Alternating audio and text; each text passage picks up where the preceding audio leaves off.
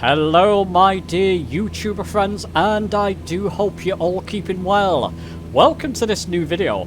It's another Back to Basics video, part 19. We're on part 19 already. ADF stroke NDB Navigation. If you're in something like the Cessna 152 classic analog dials like this, and you've wondered what the ADF box is down here and what this needle pertains to here, I'm going to explain all that to you in this video. I'm going to give you a brief overview of what NDB ADF navigation is, and then we'll do a quick flight using ADF NDB navigation only. It's one of the oldest forms of assisted radio navigations out there, and I believe it's one of the fundamental skills that you should all learn. So let's not dilly-dally. Let's get into this video.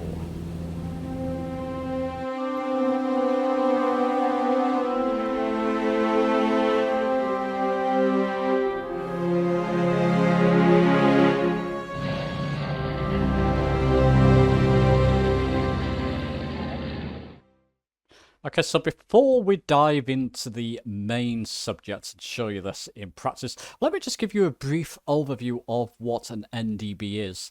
And I've got a amateur-like picture there that I've created, but it should do just to give you a brief explanation. NDB on the left and VOR on the right, they both operate in similar ways.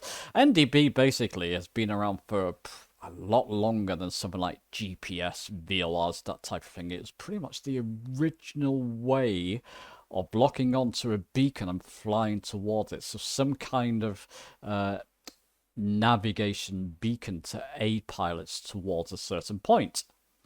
Best way to describe it, I find, if you look at that picture on the left, and if you imagine the sky is a big pond, and you drop a pebble or stone in the center of that pond, and then you've got all those circles reverberating out. That's the best way I find to describe an NDB. It's a non-directional beacon. So unlike a VOR, I'll link a video I did in the Back to Basics series on VOR flying. You can lock on to one of the 360 radios. It's only showing 36 radios here, because if they showed every single one 360, this will just be a solid circle, so you won't be able to see the various different radios. But if you can imagine there's 360 of these, you can lock onto one of them. It's much more precise, and NDB does have a couple of fluctuations perhaps when you're flying towards it. I may mention more about that later in this video. But that's what it is. It's just a non-directional beacon, so you're just locking onto the center of the origin of that beacon and flying towards it, where with VOR flying, which came in at a later date, you're locking into one of the radios and you're using different instruments between the two. I'm going to link two Wikipedia sites down below, one on NDBs and one on VORs, and it will go into more and more descriptive, a better description or deeper description of what the two different beacons are. And VORs, by the way, just to mention, is a very high frequency omnidirectional range. So that's essentially what a VOR is. And like I mentioned before, NDB, non-directional beacon. So that's a brief overview. The ranges of these seem to, I've just mentioned this as well, depending on your altitude, you can get over 100 nautical. You can be over 100 nautical miles out from a VOR, and like I say, if you're quite high up, you can lock on to one of the radios. With NDBs, especially in Flight Simulator, I found they tend to have a shorter range, somewhere between 25 and 30 nautical miles, depending on what altitude you're at. But they do seem to have a shorter range.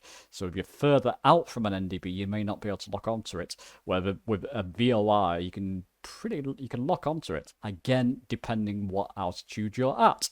Okay, so let's not go into that too deeply. That's just a simple explanation of the differences between them both.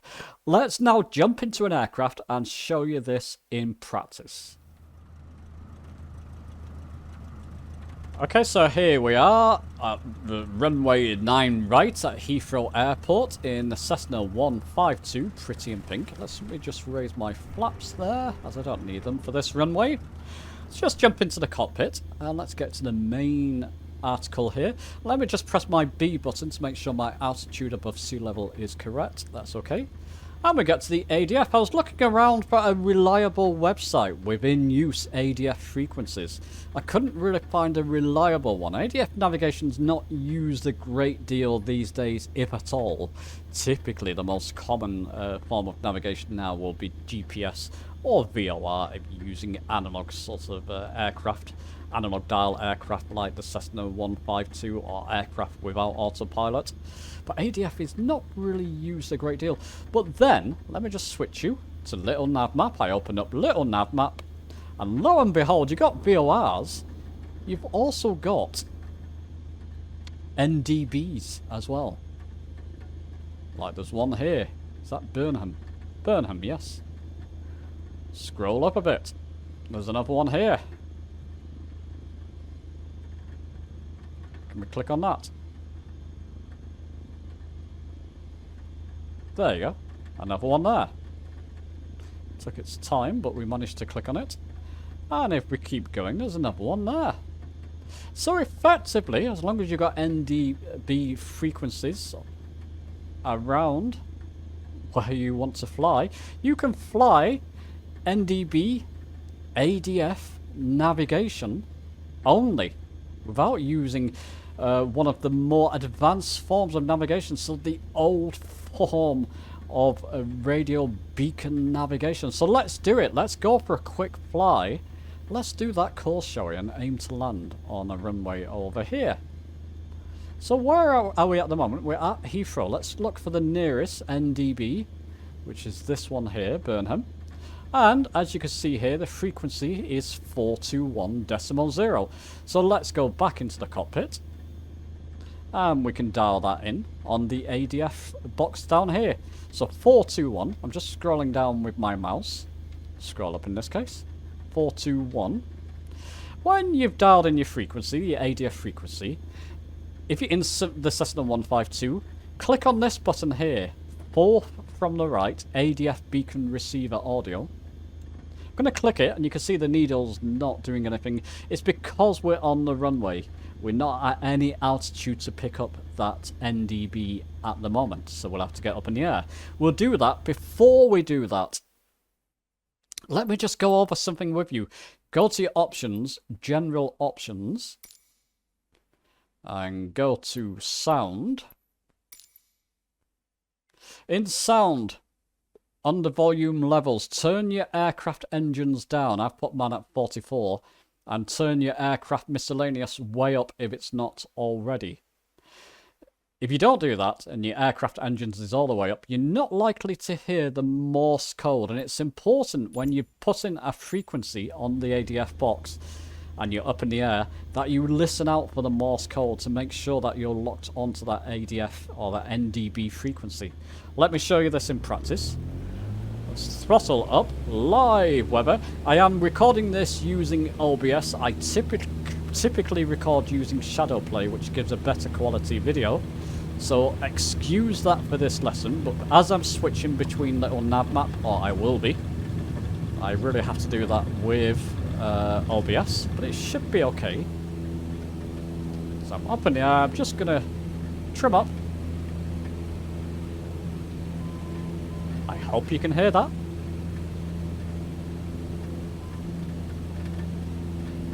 Probably just about here. Just turn your volume up if you can't. The Morse code frequency for that ADF, for that NDB, or for that ADF frequency that I've just inputted there. You can see the NDB, the ADF needle here, is pointing this direction. This is where it wants us to turn. We need that needle there to be pointing upwards, so we're heading towards the centre of that NDB. So I'm just going to bank left to get that needle here pointing upwards. And that means we'll be heading directly towards that NDB. Yes, the NDB. Complicated subject because it's NDB, yet you're using ADF to lock onto the NDBs. So there you go. That needle's almost pointing upwards now. It's the inner scene, London Heathrow there. Looks lovely, always. Still recommend that. Link to my review of that video in the top right. Of the inner scene Heathrow, rather, in the top right. There you go, just trim out, that seems fine. Now, this is called homing. ADF NDB navigation can be quite complex. There's a more efficient way, especially if there's adverse weather, wind around, to reach the center of the NDB more efficiently. Not going to cover it in this video because it's going to make the subject and video much longer than it has to be. I'm just covering the basics, homing it in, so that needle's pretty much pointing directly upwards. I just need to bank right to make sure it is still good enough for NDB ADF navigation. You'll still reach the origin of the NDB radio beacon. Hope that makes sense. Probably good weather to fly in this, because if you have adverse weather you can't really see much. This is live weather over the London area at the moment. It's a good time to be using something like GPS, VOR, or in this case ADF NDB navigation. Such a romantic way of flying. It's like one of the original, like I've mentioned before, one of the original navigational beacon aids. It's been around for many years, and unfortunately it's just being edged out by GPS navigation and VOR navigation, of course. There we go, I got the needle pretty much pointing upwards. I'm just going to take a quick look at little nav map. And in fact, what I'll do, I'll switch you to that now, as the aircraft should be okay. Once we reach near that NDB, I'm going to enter our next NDB up here and lock onto that, which will be 277. So I'm going to keep an eye on that myself. Let me just jump back in the aircraft to make sure everything's hunky-dory. The wind's blown us to the right, left slightly. So like I said, it's not the most efficient form. Especially the form I'm showing you here. This is homing, just using manual flying to head straight towards the origin or the NDB beacon. There is a more efficient way, and I'll probably revisit that in a future video. Let me know down below if you would like to see that, and maybe even ADF NDB navigation in glass cockpit aircraft like the Cessna 172. I can show you that as well if you would like. Let me know. So there we go, I'm just being blown up, down, left, right, so let me just get this under control. Oof.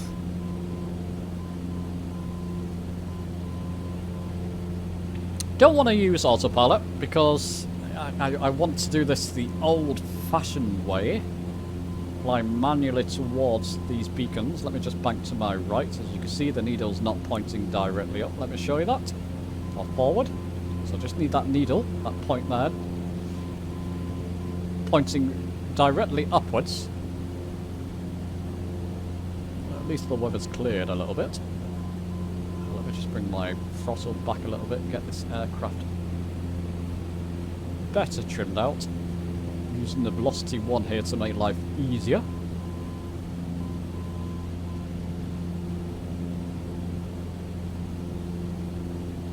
There we go.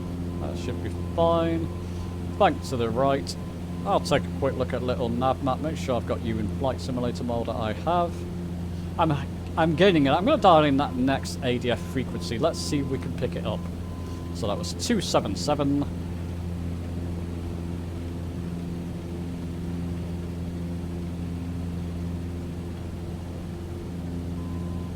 There we go. It's picked it up because I've still got the ADF beacon receiver on. You can still hear the Morse code. But of course we had to head in a different direction, which is pretty much eastward, to lock on to that NDB. So we shall do that. Just bank to our left. And as you can see, you can pretty much fly around the UK using ADF NDB navigation. Do practice this and just be aware. I've got to put this in a future live stream, so do practice it, especially my regulars or anybody who would like to fly. If you're on Xbox, you can load up little nav map on a PC or laptop or your telephone or whatever, Actually, I'm not sure about telephone, whether it's compatible, but your laptop, your computer. Just to reference where those NDB stations are, beacons are, and then you can do it that way. Obviously, you won't see your aircraft on the map moving, but you still reference where the stations are. There we go, got that needle pointing upwards. Don't really want to slow down too much now. The Cessna 152 isn't the quickest aircraft. And once I reach this NDB, or get near it, I'm going to enter the next one. Let me show you that on the map, little nav map. Let's just hope our aircraft behaves. So where are we at the moment? Bear with me, we're flying towards here. That's our aircraft there, we're flying towards there. Once we get near there, I'm going to enter this new one up here. And this will be our last NDB to land at this airport. You can see this is different now. 403.5. Let's get back in the cockpit. Make sure our aircraft is behaving. It wasn't. The wind has blown up to the left there, right there. Remember, I'm not using autopilot here. There's no... Let's just come down to this ADF box. There's only 3 numbers, so how do you do the decimal? Well, let me show you how you would do that. Okay, so I've just gone into options and control options. So from your main menu, options, control options. I've got a velocity one, as you can see here, and I'm just going to put the filter, let it load in, filter to all, to show us all the possible, controls we can set up if we wish, under the radio tab and ADF. So under radio, ADF, open that. You will find something like increase ADF. You've got increase ADF by 10.1 there. Increase ADF 1 by 0.1. So it's basically, it's after the decimal. Oh, get off. Let's just go back. Just leave the aircraft going crazy for the moment. It's after the decimal is what it means by 0.1. So we need to enter 0.5 in this case. So back we go. Hope you're following this. Control options. Just make sure that's filter is on all. So we can set up new commands. Under radio and ADF, increase ADF 1. We're using it, well, there's only one ADF in the Cessna 152 by 0.1. I'm just going to click that box and I'm just going to use my hat 1 for that, right, as I don't have anything set up currently for that. There we go. Validate and apply and save and go back. Just before we go back, let's go back to little nav map. And let me just get into that. So where do I want to go now? I want to fly. I need to get back onto course for that ADF. But I want to fly up here. Which is... I'm in trouble reading that. 433.5. So 433.5. So back we go. 433.5. Resume. Let's just get back on course for this ADF first, get a little bit closer to it. But 433.5. So I'm going to type in a moment, 433. And then I'll use that command I just set up on my hat switch. In my case, on my velocity one, you can use a keyboard command. I did set a keyboard command up previously. I can't remember what it was, Shift and A or something. Something that you've not got assigned on the keyboard already. I'm going to press it 5 times, essentially. And I'm going to listen out for the Morse code to make sure I'm locked onto that ADF. Sounds a bit complex, so let's just get a bit nearer to this current ADF that I'm heading towards. You know what? We can do it now. We can do it now. 433.5. So 4. So the Morse code has gone off. We're just entering a new frequency, 433. And I'm going to use my hat right 5 times. 1, 2, 3, 4, 5. There you go. Can you hear the Morse code? You can see the needles deflected. We need to head to a westerly direction. So that's how you would do decimals in things like the Cessna 152. Even though you only have 3 number options here, just set up a button on your controller or keyboard, and essentially that's how you do it. None too difficult. Just over 1,000 feet altitude, that's fine. I'm going to keep that needle pointing forward. Once we get near to that ADF, I'm going to look out to my right for that airport that I referenced before. Where have I got you? I've got you in Flight Simulator. So I'll bring you to a little nav map here. That airport there, Halton, AB, airbase here. Once we get near there, I'm just going to look out for runway 2 or runway 7 to our right. And that was just a quick flight, essentially. Not quite over yet. Purely using ADF NDB navigation. Give this a go yourself.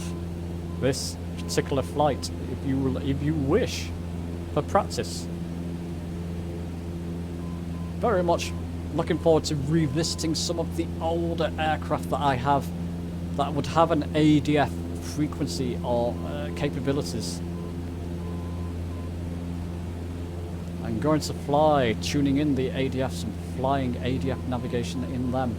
Wonderful skill to learn and wonderful skill to have in your back pocket.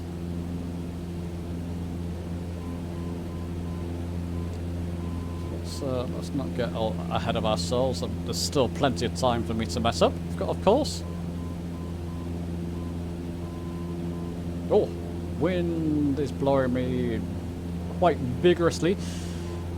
I don't really want to get into it in this video because I just want to keep this as simple as I can as a back to basics video, but there is a more efficient way, like I've mentioned, of locking into that ADF frequency so you get there a little bit quicker and a little bit more accurately. Although if you keep that needle pointing upwards, you're going to reach the beacon anyway. There's a more efficient way of doing that. I will revisit that in some sort of video in the future, like I've mentioned. But this should get you up and running at least. How far? I'm just looking on little nav map. Oh, maybe 5-10 minutes out. Difficult to tell when you're flying something like this. I'm going to increase my altitude though.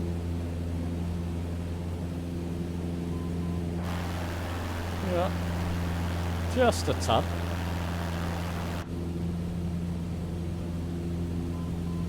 And pilots, let me know. Real world pilots or retired pilots. I seem to have plenty of them as subscribers and in Discord. Did you ever use ADF navigation, NDB ADF navigation?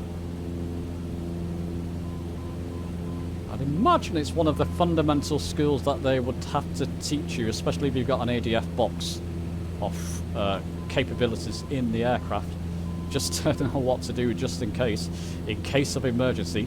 Perhaps your GPS goes bonkers, or you can't, your VORs, you simply can't lock onto the radio for whatever reason it goes faulty. You can always rely on that ADF to lock onto the beacons. Well, imagine, although I could be wrong. It does seem like a dying art nowadays.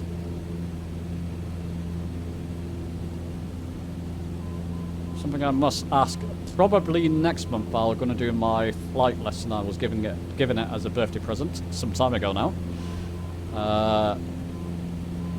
Probably do that next month, and when I do that I'll be asking the instructor about ADF navigation. And if it's still used, or does it still teach it, that type of thing. So I shall let you know. I'm going to record as much as I can of that lesson, of course. So stay indoors on that day. You'll have Hodgson flying directly into you otherwise. And I'll mention this here. I was going to mention this in Discord. While we're trying to reach this beacon, we're not far from it now at all. I did say 5 or 10 minutes, just a few minutes out.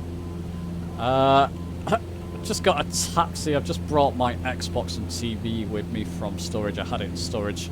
Well, Sim Update 10 is just around the corner apparently, so I wanted that out of storage so I could record a video for you lovely people.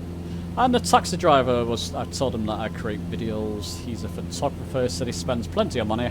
I said I know the feeling, I've got a hobby myself and I make videos.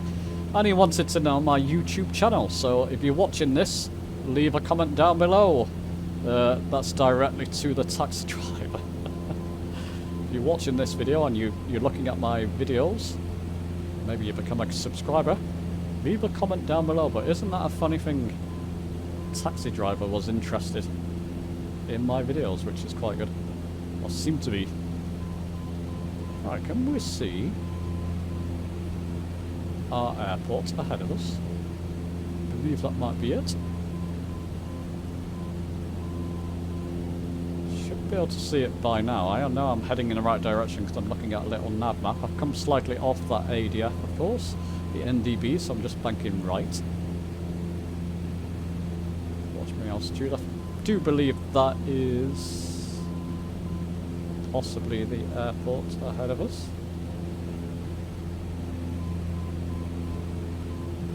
Soon find out. Full faith in this ADF navigation, NDB navigation. Ah, there it is to our right, isn't it? Yeah, there we go. So that's the airport we saw on little nav map before, so I can turn towards that. Why not? Bring down my throttle, get ready for a landing, and wrap up this video. So there you go, I've just navigated using the oldest form of, one of the oldest forms of radio navigation. And I believe, someone correct me if I'm wrong in the comments, ADF NDBs use AM frequencies. Am I correct there? I believe I heard that. Or read something about that. Of course the Wikipedia site I had linked should tell you. Now which runway should we look onto there? Can we see a runway? I believe there. Yep. We can look onto that runway directly ahead of us. Just trim up to get myself into some kind of flaps ready speed. All the time you can still hear the Morse code. Effectively, you're meant to leave that Morse code running to make sure and follow that all the way to the beacon to make sure that you're still locked on the beacon.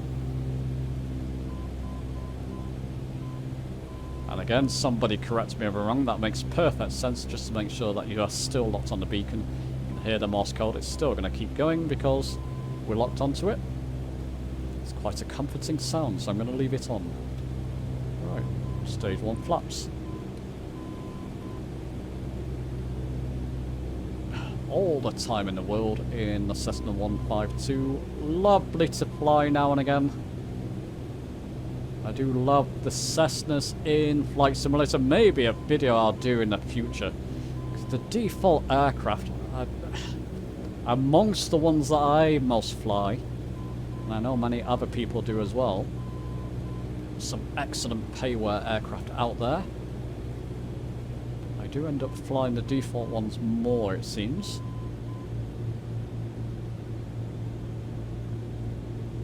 And this has a lovely feel to it, the 152, of course. Apparently many pilots are saying it's very similar to the real thing, so it's good to hear. Well done, Microsoft Flight Simulator.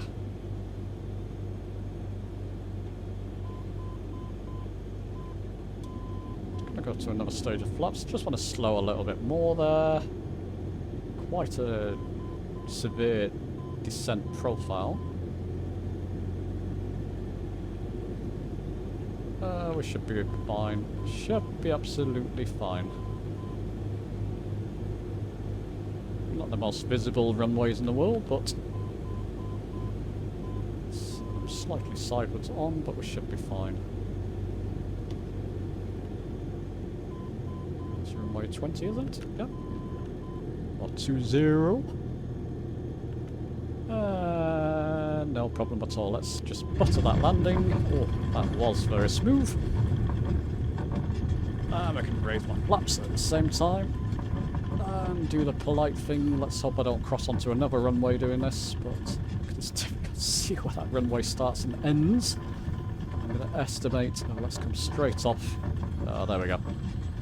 That will do. So there you go, chaps. Quick video explaining ADF NDB navigation and giving you a brief demonstration and a flight using that form of navigation. Let me know your thoughts below. Do give this a go and practice.